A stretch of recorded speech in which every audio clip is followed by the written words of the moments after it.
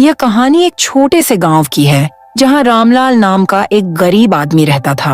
रामलाल के पास बहुत कम साधन थे और वह मुश्किल से अपनी और अपने परिवार की जरूरतें पूरी कर पाता था। उसके परिवार में उसकी पत्नी, 2 छोटे बच्चे और एक बूढ़ी माँ थी।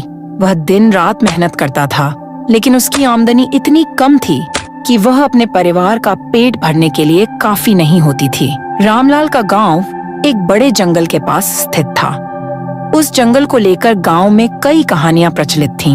लोग कहते थे कि उस जंगल में भूतों का वास है और जो भी रात के समय उस जंगल में जाता है वह वापस नहीं लौट। रामलाल को भी इन कहानियों के बारे में पता था, लेकिन रामलाल ने उनसे कहा, मेरे पास इन सब पर विश्वास करने का समय नहीं है। एक दिन गांव में एक बड़ा मेला लगा। रामलाल के बच्चे भी मेले में जाने की जिद करने लगे। पापा, गांव के सब लोग मेले में जा रहे हैं, हम भी चलते हैं। लेकिन रामलाल के पास इतने पैसे नहीं थे कि वह अपने बच्चों को मेले में कुछ खरीद कर दे सके।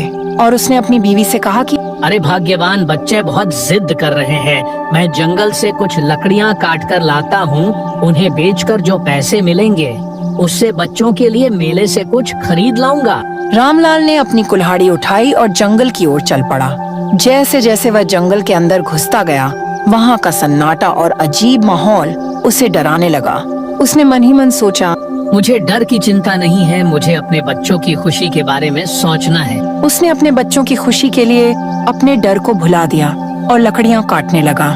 कुछ देर बाद उसे महसूस हुआ कि कोई मुझे देख रहा है। उसने चारों ओर देखा, लेकिन वहाँ कोई नहीं था। उसने सोचा कि शायद ये मेरा वहम है, और वह फिर से लकड़ियाँ काटने में जुट गया। जब उसने अपनी कुल्हाड़ी चलाने के लिए हाथ उठाया तो उसकी नजर एक पेड़ के पीछे खड़ी काली परछाई पर पड़ी। वह चौंक गया। उसने कहा, वहाँ कौन है? डर के मारे उसकी कुल्हाड़ी उसके हाथ से छूट गई। उस परछाई ने धीरे धीरे अपना रूप बदलना शुरू किया और वह एक बूढ़ी औरत में तब्दील हो गई। उसके बाल सफेद थे, उसकी आंखों में एक अजीब सी चमक थी जो रामलाल को सीधे उसकी आत्मा में घुसती महसूस हुई। रामलाल डर से कांपने लगा। उसने सोचा, ये वही भूत है जिसके बारे में गांव वाले कहते थे। वह भागने की कोशिश करने लगा, लेकिन उसके पैर जैसे जड़ हो गए थे। वह हिल भी नहीं पा रहा था। तभी उस भूतनी ने बोलना शुरू किया, क्या तू भी उन्हीं लोगों में से है जो इस जंगल की लकड़ियों को काटने आता है? रामलाल ने कांपते हुए जवाब दिया, मेरे पास कोई और रास्ता नहीं है। मैं अपने बच्चों के लिए लकड़ियाँ काटने आया था ताकि उन्हें मेला दिखा सकूं। भूतनी ने उसे घूरते हुए कहा, इस जंगल की लकड़ियाँ काटने वाले की आत्मा कभी चैन नहीं पाती, लेकिन मैं देख सकती हूँ कि तू लालची नहीं मजबूर है, इसीलिए मैं तुझे एक मौका देती हूँ। रामलाल को थोड़ा साहस मिला और उसने पूछा, कैसा और क्या मौका? मैं तुझे इस जंगल के भीतर छिपे हुए खजाने का रास्ता दिखा सकती हूँ। वह खजाना तेरी गरीबी को हमेशा के लिए मिटा देगा, लेकिन इसके बदले में तुझे कुछ करना होगा। रामलाल ने कहा, मैं क्या कर सकता हूँ? भूतनी ने जवाब दिया, मुझे इस जंगल से मुक्ति चाहिए। मैं यहाँ वर्षों से भटक रही हूँ। तुझे उस खजाने तक पहुँचने के लिए मेरा एक काम करना होगा। इस जंगल के अंदर एक पुराने मंदिर के पास मेरी कब्र है। उस कब्र पर एक दीपक जलाना होगा और एक विशेष मंत्र का जाप करना होगा। ऐसा करते ही मेरी आत्मा को शांति मिलेगी और तुझे खजाना मिल जाएगा। रामलाल को यह सौदा उचित लगा। उसने भूतनी से मंदिर का रास्ता पूछा और उसके बताए अनुसार दीपक और सामग्री की व्यवस्था करने गांव लौट आया। घर आकर उसने किसी को कुछ नहीं बताया और सारी सामग्री लेकर वापस जंगल में चला गया।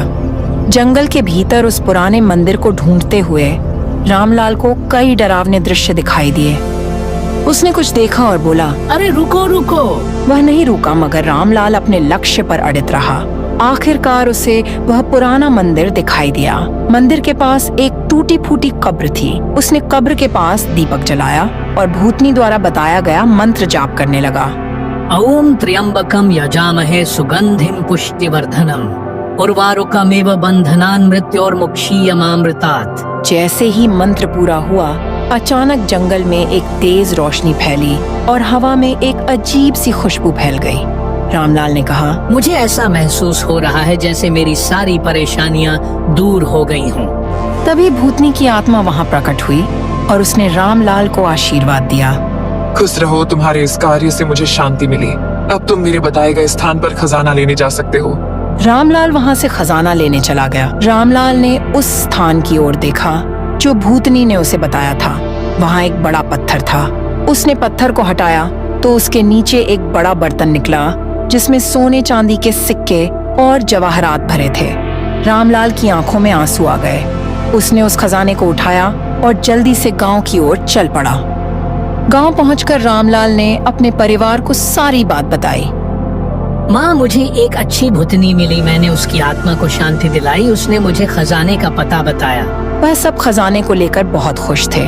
अब रामलाल और उसका परिवार अमीर हो गए थे। खजाने का एक हिस्सा गरीबों की मदद के लिए दान कर दिया और एक हिस्सा भूतनी की आत्मा की शांति के लिए मंदिर में चढ़ाया। रामलाल के जीवन में अब कोई दुख नहीं रहा और उसके परिवार ने सुख समृद्धि में अपना जीवन बिताया।